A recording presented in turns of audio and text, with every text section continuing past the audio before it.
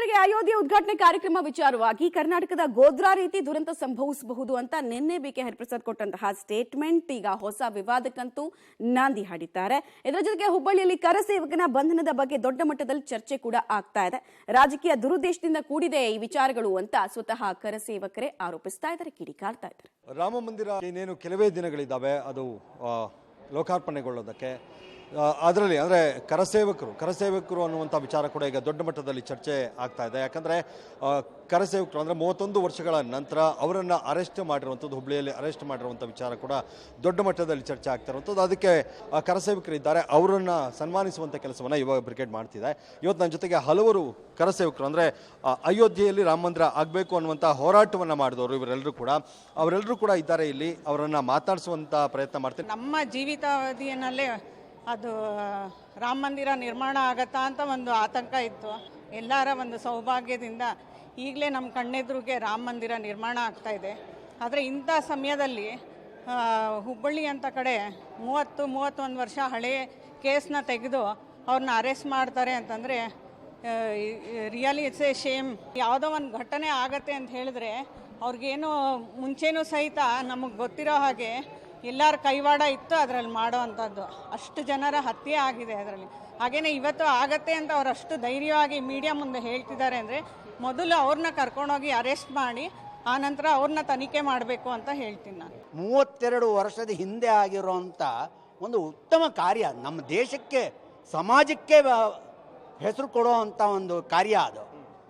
ಅಂಥವ್ರನ್ನ ತಿರ್ಗಾ ಹಿಡಿಬೇಕು ಅಂತ ಹೇಳಿದ್ರೆ ಸುಪ್ರೀಂ ಕೋರ್ಟಲ್ಲಿ ಎಲ್ಲ ಕೋರ್ಟಲ್ಲೂ ಎಲ್ಲ ನಾನಾ ವಿಧವಾದ ವಿವಾದಗಳಾಗಿ ಕೋರ್ಟಿನಲ್ಲೇ ಹೇಳಿದ್ದಾರೆ ಸರಿಯಾದ ಕೆಲಸ ಇದು ಅಂತ.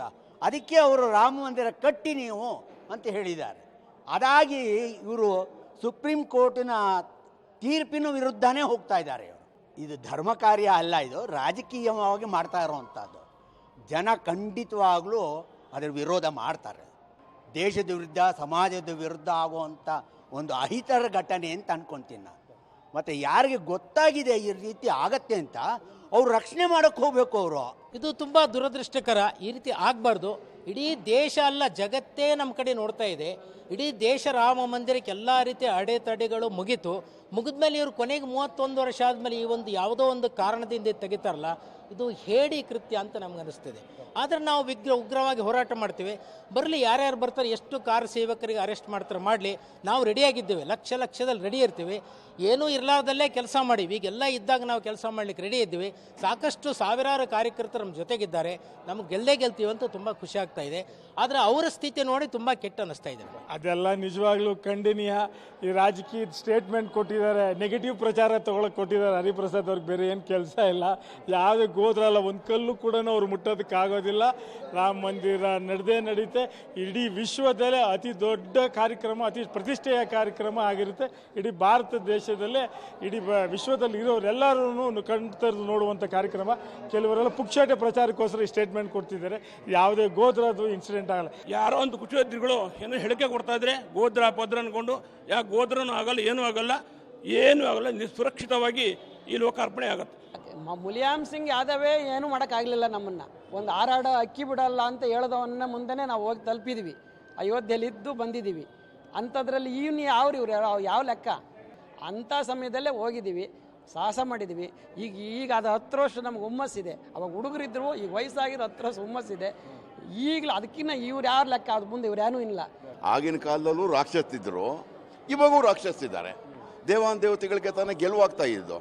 ಇಷ್ಟೇ, ಇವ್ರು ಏನು ರಾಕ್ಷಸಿ ಪ್ರವೃತ್ತ ಮಾಡಿದ್ರು ನಡೆಯಲ್ಲ. ಮುಂದಿನ ದಿನಗಳಲ್ಲಿ ಜನ ಉತ್ತರ ಹೇಳ್ತಾರೆ. ಅಯೋಧ್ಯೆಯಲ್ಲಿ ರಾಮ ಮಂದಿರ ಆಗಬೇಕು ಅನ್ನುವಂಥ ಹೋರಾಟವನ್ನು ಎಷ್ಟು ಕಷ್ಟಪಟ್ಟು ಹೋಗಿದ್ವಿ, ಅಲ್ಲಿಂದ ಬರುವಾಗ ಎಷ್ಟು ಕಷ್ಟಪಟ್ಟಿದ್ವಿ.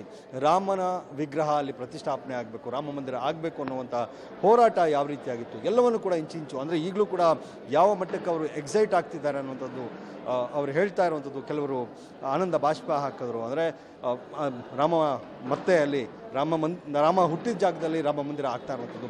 ಇದು ನಾವು ಒಂದು ರೀತಿ ನಮ್ಮ ಜನ್ಮ ಸಾರ್ಥಕ ಆಯಿತು, ನಮಗೆ ಆತ್ಮತೃಪ್ತಿ ಸಿಕ್ತು, ಸಾರ್ಥಕ ಭಾವ ಸಿಕ್ತು, ಈ ಥರದ ಮಾತುಗಳನ್ನು. ಜೊತೆಗೆ ಆಗಲೂ ಕೂಡ ರಾಕ್ಷಸರಿದ್ದರು, ಈಗಲೂ ರಾಕ್ಷಸರಿದ್ದಾರೆ, ಈಗಲೂ ವಿರೋಧ ಮಾಡೋರಿದ್ದಾರೆ. ಆದರೆ ಎಲ್ಲರನ್ನು ಕೂಡ ನಾವು ಮೆಟ್ಟಿ ನಿಲ್ತೀವಿ ಅನ್ನುವಂಥ ಮಾತುಗಳನ್ನು ಇವರೆಲ್ಲರೂ ಕೂಡ ಹೇಳ್ತಾ ಇರುವಂಥದ್ದು.